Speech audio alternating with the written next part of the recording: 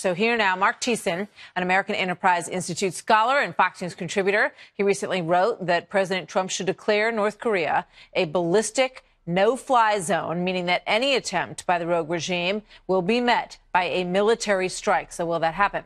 Also joining us, Harry Kazianis, the Director of Defense Studies for the Center for National Interest, and Lieutenant Colonel Tony Shaffer, a CIA-trained intel operative and senior fellow at the London Center for Policy Research. So, gentlemen, thank you.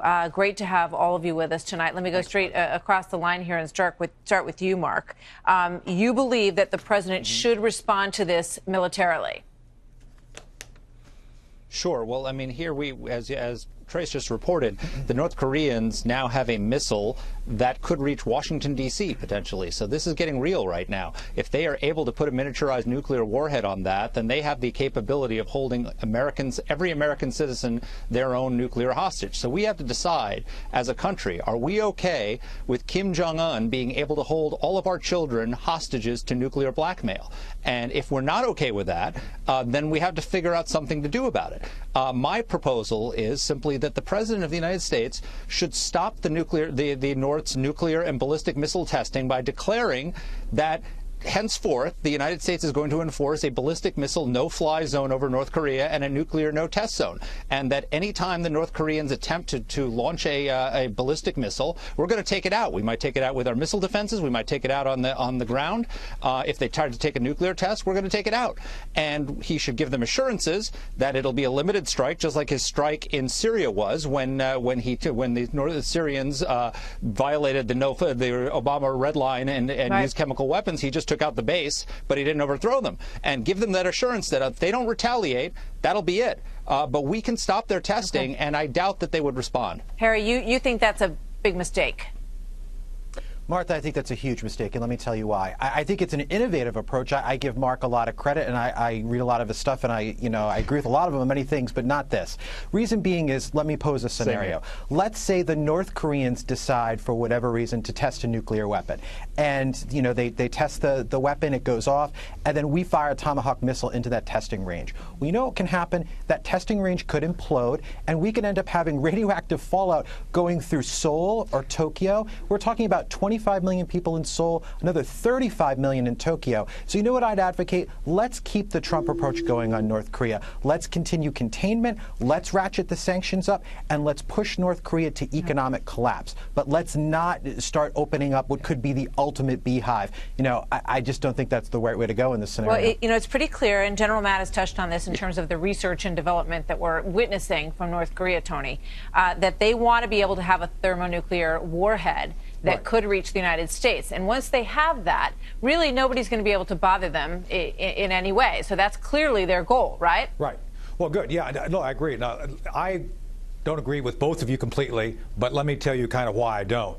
First, the ballistic missile technology that they need is already there. I don't buy what Trey said about them not having reentry. Look, it's a ceramic, for God's sake.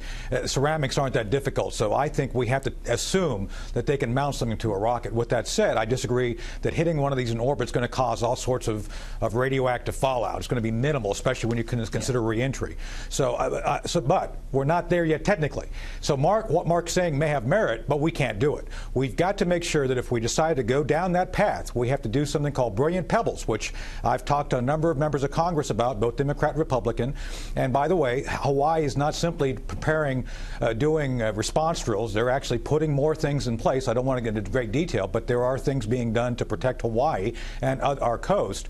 But we've got to be very clear on this. If we decide to take a policy like Mark is saying, we have to be able to back it up. There has to be a clear and concise penalty that we can enforce. So I don't believe it will be as catastrophic, but then again, I don't think we can do it at this point. So we're left with working with the Trump policy. All right, so hold on. So the president just got back from Asia not that long ago, and sort of the takeaway was that this envoy was being sent to North Korea from China. They said they had already planned to do that, but anyway, that was sort of one of the boxes that was checked. So I'm guessing, based on what we saw today, that the envoy did not do too well in North Korea, Mark.